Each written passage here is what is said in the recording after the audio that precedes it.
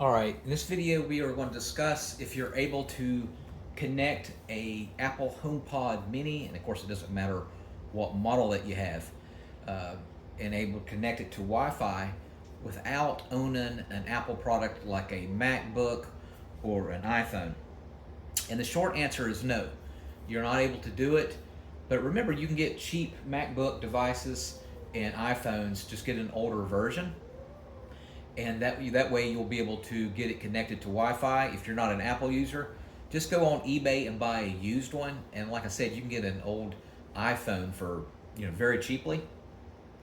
Or if you have a trusted friend that has an iPhone and they don't, or an Apple device, what you can do is have them activate it in your home, and so where you can use your HomePod Mini and not actually have access to an Apple device.